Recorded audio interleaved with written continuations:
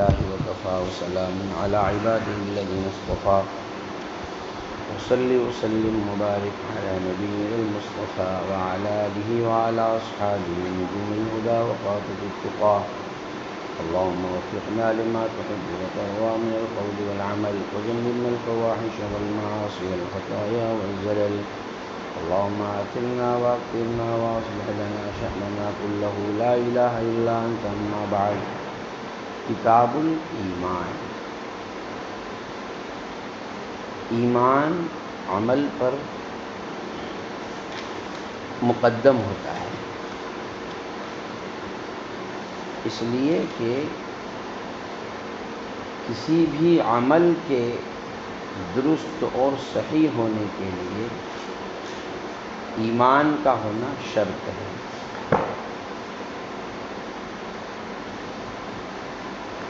مشکات المصابیح میں ابواب کی اور کتابوں کی جو ترتیب ہے، کتاب کتنی جگہ ہے، باب کتنی جگہ ہے، فصل کتنی جگہ ہے، اس کی تفصیل ماقبل میں آ چکی، البتہ انداز ترتیب یہ ہے کہ عبادات محضہ یہ مقدم ہے، اور عبادات محضہ کے لیے بھی مثلا اس میں نماز من اہم العبادات ہے، وہ سب سے مقدم، اور طہارت اس کے لیے شرط، وہ اس سے بھی مقدم، ایمان ان تمام چیزوں کے لیے شرط، وہ اس سے بھی مقدم، اور ان سارے امور کے صحیح ہونے کے لیے نیت کا درست ہونا، وہ اس سے بھی مقدم۔ تو عبادات محضہ کا پہلے بیان، نماز، روزہ، زکوٰۃ، حج، اس کے بعد میں معاملات محضہ، بیوع وغیرہ کا تذکرہ، اس کے بعد میں ان امور کا تذکرہ جو دونوں سے مرکب ہو، من وجہ معاملہ ہو، من وجہ عبادت ہو، نکاح ہے، اور پھر اس کے بعد زواجر کا تذکرہ ہے، یعنی ان احادیث کا تذکرہ ہے جو ترغیب و ترہیب سے متعلق ہے، پھر آداب کا تذکرہ ہے، پھر فتن کا تذکرہ ہے، اور پھر مناقب صحابہ کا تذکرہ ہے۔ اخیر کتاب تک یہ ترتیب ملحوظ رکھی گئی ہے۔ ایمان کے لغوی معنی ہے الحفظ، حفاظت کرنا، محفوظ ہو جانا، الامن سے مشتق ہے، اور لفظ ایمان جب باب افعال میں جائے گا تو اس کے معنی آتے ہیں تصدیق کر لینا، کسی کی بات کو مان لینا۔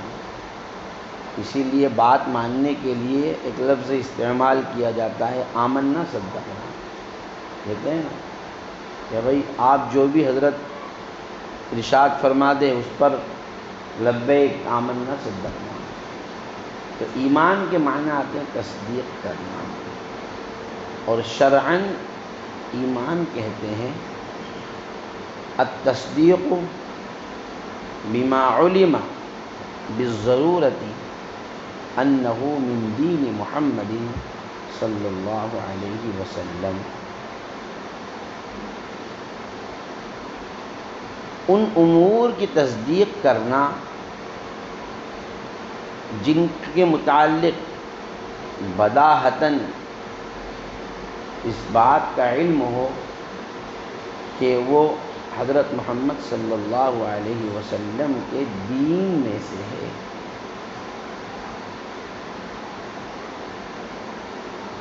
احکام بدیہیہ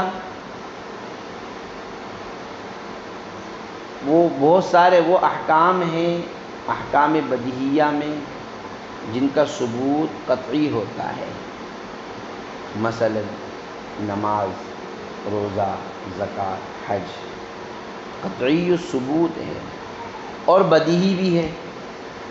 ضرورت سے مراد بدیہی ہونا، اور بداہت کا مفہوم یہ ہے کہ جس کو ہر خاص و عام جانتا ہو، سمجھتا ہو، ہر مومن جس کو جانتا ہو، سمجھتا ہو۔ عمل کرنا نہیں کرنا یہ امر آخر ہے۔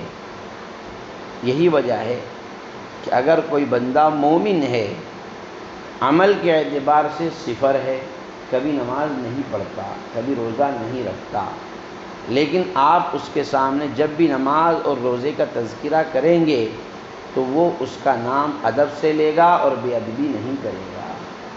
دیکھو جماعت والے جب جاتے ہیں شرابیوں کے پاس، جواریوں کے پاس، سٹوریوں کے پاس، ان کے سامنے دین کی بات رکھتے ہیں، مسجد میں آنے کے لیے کہتے ہیں، تو دیکھا آپ نے کہ کسی جواری سٹوری نے یہ کہہ کر رد کر دیا، میں تو جوا ہی کھیلوں گا، نماز نہیں پڑھوں گا؟ کبھی نہیں، مومن کبھی نہیں بولے گا۔ ہاں یہ کہے گا کہ ٹھیک ہے انشاءاللہ ظہر سے شروع کرتا ہوں، آتا ہوں، آپ پہنچو میں آ رہا ہوں، تھوڑی دیر سے آتا ہوں، یہ چاہے کر لے گا وہ، یا پھر انشاءاللہ یہ جمعے سے شروع، سمجھے نا، بس اب تو جمعہ سے شروع کر دیں گے، ایسا کر سکتا ہے، لیکن وہ جھڑکنے والا کام نہیں کرے گا، انکار والا کام نہیں۔ کیوں؟ وہ جانتا ہے کہ اگر میں نے انکار کر دیا تو میں ایمان والا نہیں رکھوں گا۔ یہ ہے بداہت، اس کو کہتے ہیں بداہت، جس کو ہر خاص و عام جانتا ہو۔ اور بہت سارے احکام قطعی یا وہ ہیں جو مشہور نہیں ہیں، تو اس کے منکر کو براہ راست کافر نہیں کہا جائے گا، اول وہلے میں اس کو کافر نہیں کہا جائے گا، بلکہ اس کو اس کی تبلیغ کی جائے گی، اس کی حقیقت سے اس کو آشنا کرایا جائے گا۔ ہاں پھر بھی اگر واضح کلام آ جانے کے بعد بھی اگر وہ انکار کرتا ہے تو اب اس کی تکفیر کی جائے گی۔ یہی وجہ ہے آپ لوگوں نے احکام المرتدین میں پڑھ لیا ہوگا کہ اگر کوئی شخص نعوذ باللہ مرتد ہو جائے تو اس کو پہلے دلائل شرعیہ کی روشنی میں اس کے ارتداد کو ختم کرنے کے لیے اس کے شکوک و شبہات، جو اشکالات، جو سوالات اس کے ذہن میں گردش کر رہے ہیں، اس کے جواب اس کو دیے جائیں گے۔ ایسا ہی ہوگا نا کہ آپ مومن نہیں رہے، کیوں نہیں رہے؟ کیا تکلیف ہے آپ کو؟ کہا مجھے اسلام کے اس حکم سے یہ تکلیف ہے، اس میں یہ اشکال ہے، تو اس اشکال کا کیا دیا جائے گا؟ اس کو مدلل جواب دیا جائے گا۔ پھر بھی اگر نہیں مانے تو اب اس کا عناد ہے سمجھ میں؟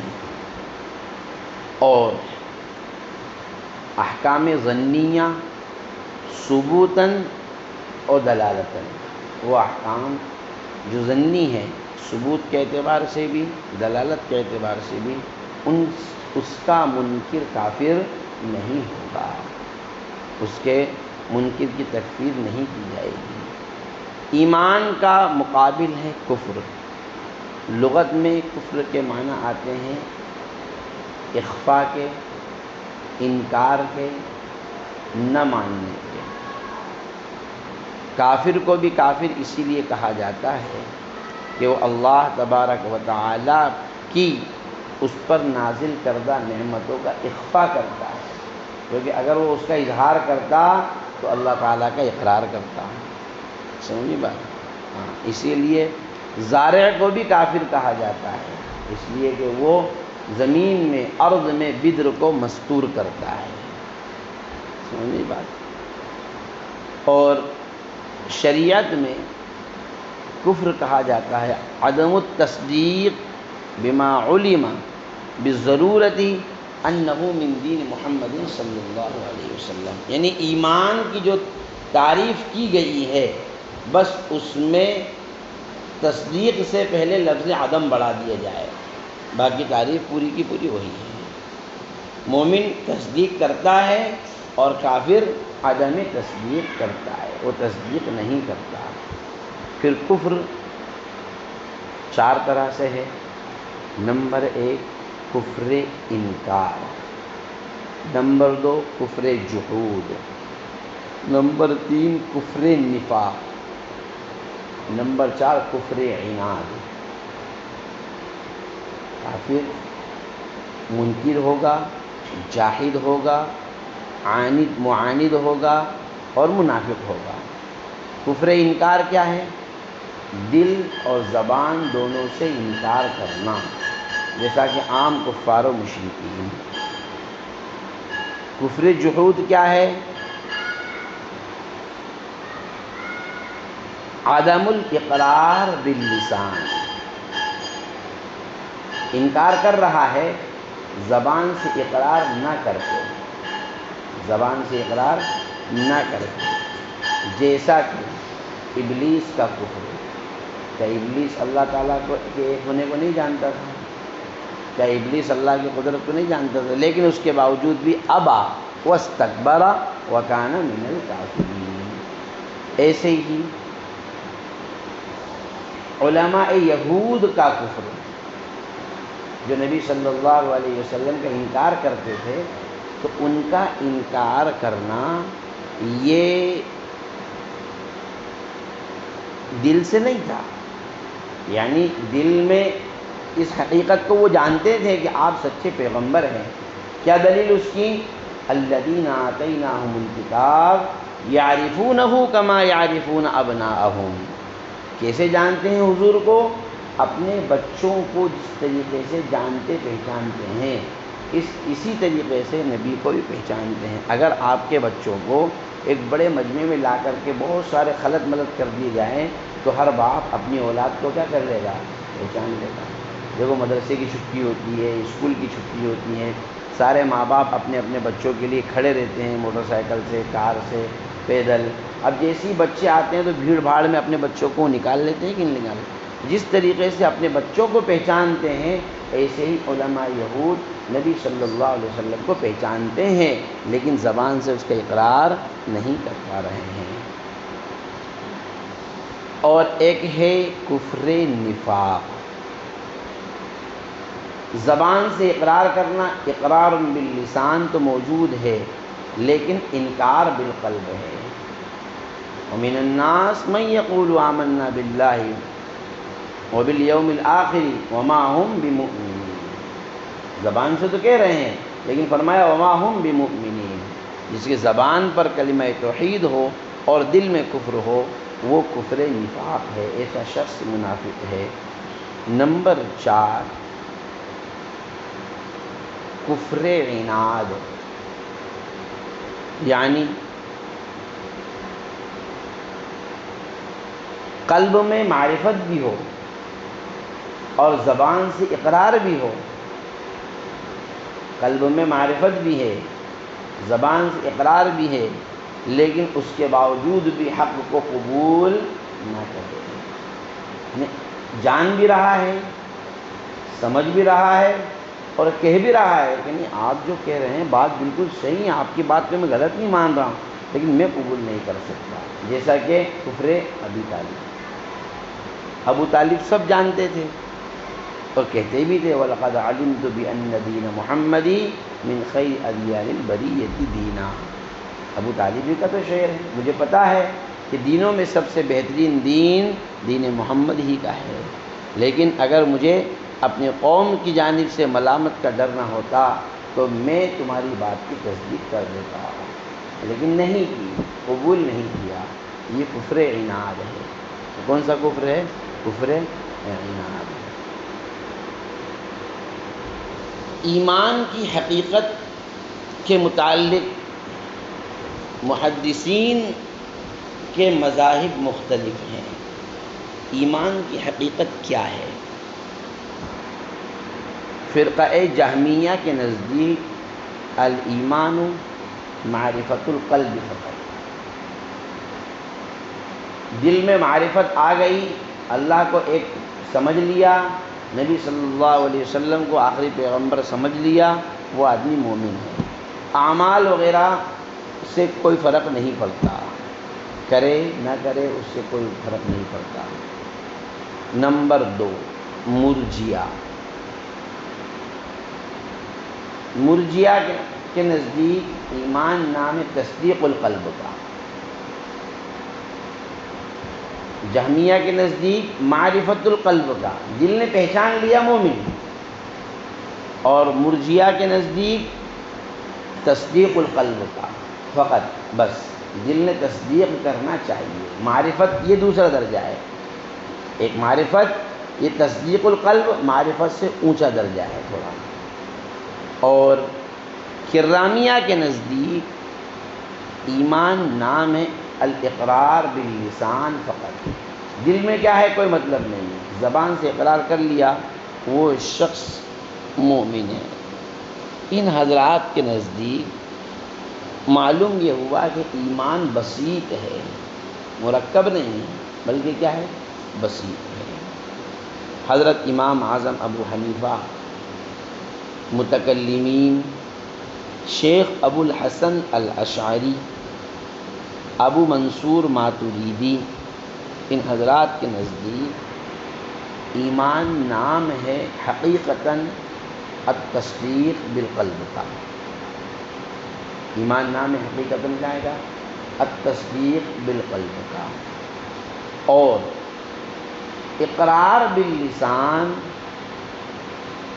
اور عمل بالارکان یہ بھی ضروری ہے، لیکن اقرار باللسان ضروری ہے دنیا میں احکام اسلامیہ کو جاری کرنے کے اعتبار سے، نکاح ہے، طلاق ہے، خلا ہے، وراثت ہے، دیانات ہے، معاملات ہیں، تو احکام اسلام کو دنیا میں جاری کرنے کے اعتبار سے اقرار باللسان ضروری ہے، اور عمل بالارکان یہ کمال ایمان کے لیے شرط ہے، ایمان کی تکمیل کے لیے شرط ہے۔ معلوم یہ ہوا کہ تصدیق بالقلب کے علاوہ اقرار باللسان اور عمل بالارکان یہ بھی ایمان کا حصہ اور ایمان کا جز ہے، بس فرق اتنا ہے کہ رکن اعظم نہیں ہے ان حضرات کے نزدیک، ان حضرات کے نزدیک یہ رکن اعظم نہیں ہے۔ اور رکن اعظم کیا ہے؟ تصدیق بالقلب۔ اور اکثر فقہائے احناف کے یہاں تصدیق بالقلب اور اقرار باللسان یہ بھی شرط ہے، یہ بھی رکن ہے، لیکن یہ رکن زائد ہے۔ یہ کیسا رکن ہے؟ رکن زائد ہے۔ رکن زائد ہونے کا مطلب یہ ہے کہ بسا اوقات اقرار باللسان اور عمل بالارکان حالت اضطرار میں ثابت ہو جاتا ہے۔ ارے تصدیق بالقلب ایک ایسا رکن ہے ایمان کا جو حالت اضطرار میں بھی ثابت نہیں ہوتا، لیکن عمل بالارکان اور اقرار باللسان کے سقوط کی وجوہات موجود ہے، جیسا کہ قرآن کریم میں ارشاد فرمایا الا من اکرہ، لیکن اس کے بعد میں کیا کہا؟ وقلبہ مطمئن بالایمان۔ معلوم یہ ہوا کہ اگر قلب مطمئن بالایمان ہے تو پھر اقرار باللسان نہ بھی ہوگا حالت اضطرار میں تو بھی یہ بندہ مومن رہے گا، اس کا ایمان سلامت رہے گا۔ جمہور محدثین کے نزدیک انہی میں ائمہ ثلاث امام مالک، امام شافعی، امام احمد بن حنبل، ان حضرات کے نزدیک، ایسے ہی معتزلہ اور خوارج کے نزدیک ایمان تینوں کے مجموعے کا نام ہے، تصدیق بالقلب، اقرار باللسان اور عمل بالارکان۔ سمجھے بات؟ پھر اس سلسلے میں اختلاف ہے کہ یہ تینوں چیزیں ایمان کے لیے بالتساوی معتبر ہیں، تینوں کی حیثیت برابر برابر کی ہے، یہ ان میں تفاوت ہے۔ سمجھے بات؟ یہ اس سلسلے میں ان حضرات کے درمیان آپس میں اختلاف ہے۔ محدثین اور ائمہ ثلاث فرماتے ہیں کہ تینوں میں تصدیق بالقلب، اقرار باللسان اور عمل بالارکان ایمان نام تینوں کے مجموعے کا ہے، لیکن تینوں میں آپس میں تفاوت ہے۔ چنانچہ اگر کسی شخص سے تصدیق بالقلب فوت ہو جائے اور اقرار باللسان اور عمل بالارکان باقی رہے، وہ منافق ہے۔ تصدیق بالقلب اگر فوت ہو جائے تو وہ کیا ہوگا؟ منافق ہوگا۔ اور اگر کسی شخص سے اقرار باللسان فوت ہو جائے تو کافر مجاہر ہوگا۔ کیسا ہوگا؟ کھلم کھلا کافر ہوگا اگر کوئی شخص زبان سے اقرار نہ کرے۔ اور اگر عمل بالارکان فوت ہو جائے تو یہ شخص منافق بھی نہیں ہوگا اور کافر مجاہر بھی نہیں ہوگا، البتہ فاسق ہوگا۔ البتہ کیا ہوگا؟ فاسق ہوگا۔ سمجھیے بات۔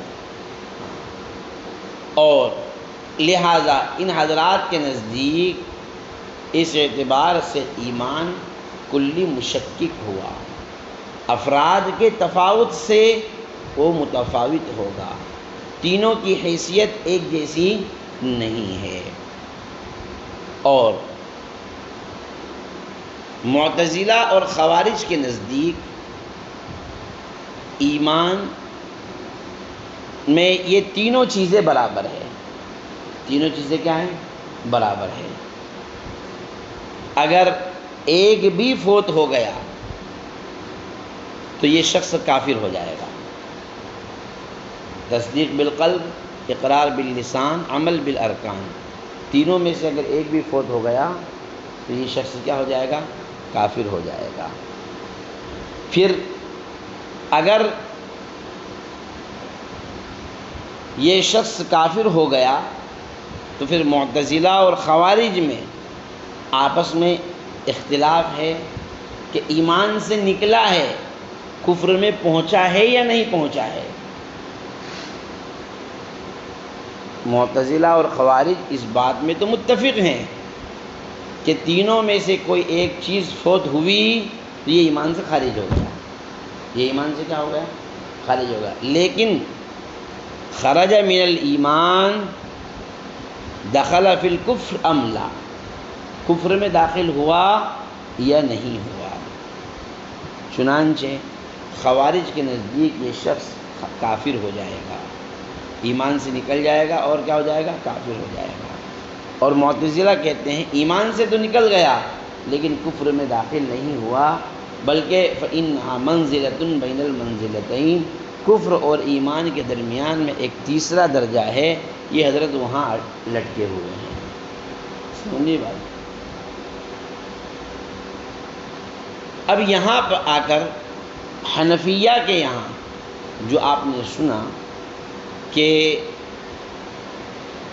ایمان تصدیق بالقلب کا نام ہے اور اقرار باللسان یہ ایمان کا رکن زائد ہے جو بسا اوقات ساقط ہو جاتا ہے، اس کی تفصیل یہ ہے کہ اقرار باللسان احکام شرعیہ کے اجرا کے لیے، اور وہ احکام شرعیہ کیا ہے؟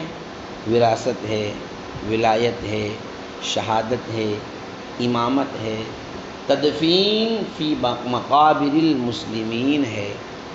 ان سب کے لیے، ان سب کے اظہار کے لیے، ان سب پر عمل کرنے کے لیے اقرار باللسان کا اظہار شرط ہے۔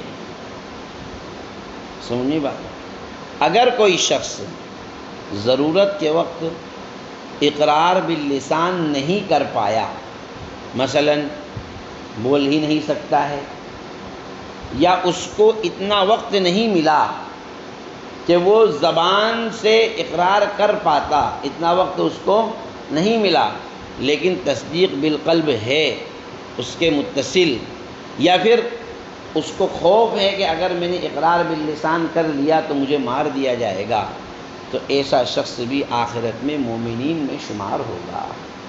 مثلا ایک شخص مسلمانوں کی جماعت میں شریک ہوا، ان کے حالات کو دیکھ کر کے وہ مومن ہو گیا، اس نے دل سے تصدیق کر لی یہی ایمان برحق ہے، اللہ ایک ہے، محمد صلی اللہ علیہ وسلم اللہ کے پیغمبر ہے، اب اتنے میں امیر صاحب نے، امیر المؤمنین نے اس کو کہا کہ جاؤ فلاں جگہ پر جنگ کے لیے جانا ہے۔ اب وہ گئے اور جا کر کے جاتے ہی شہید ہو گئے۔ ان کو اتنا بھی موقع نہیں مل پایا کہ وہ زبان سے اقرار کر لیتے، یا پھر امیر صاحب نے بھی نہیں کہا، اندر اندر تصدیق کر کے فوراً اقرار باللسان سے پہلے ہی ان کی موت واقع ہو گئی۔ تو یہ شخص کیا ہوگا؟ آخرت میں مومن ہوگا۔ اور اگر کوئی شخص بلا ضرورت، اگر کوئی شخص بلا عذر کے اقرار باللسان نہیں کر رہا ہے، کوئی عذر نہیں ہے لیکن اس نے اقرار باللسان نہیں کیا، اب سوال یہ ہے کہ اس سے اقرار باللسان کا مطالبہ کیا گیا یا نہیں کیا گیا، یہ دیکھا جائے گا۔ اگر اس سے اقرار باللسان کا مطالبہ کیا گیا اور اس کو اقرار باللسان کرنے میں کوئی چیز مانے نہیں ہے، کوئی چیز کو رکاوٹ نہیں بن رہی ہے، اس کے باوجود بھی وہ اقرار باللسان نہیں کر رہا ہے، تو ایسا شخص کافر ہوگا۔ جمہور کے نزدیک یہ شخص کیا ہوگا؟ کافر ہوگا۔ اور اگر مطالبہ نہیں کیا اور اس نے خود بھی اقرار باللسان نہیں کیا، نہ تو کسی نے اس سے کہا کہ آپ اقرار باللسان کرو، اور نہ ہی اس نے خود اپنے طور پر اقرار باللسان کیا، جمہور محدثین کے نزدیک، ائمہ ثلاث اسی میں ہیں، جمہور محدثین کے نزدیک یہ شخص کافر ہوگا، کیونکہ ان کے یہاں اقرار باللسان ایمان کا رکن اعظم ہے۔ البتہ حنفیہ کے یہاں اور متکلمین کے یہاں اس شخص کو مسلم تصور کیا جائے گا۔ سمجھے بات؟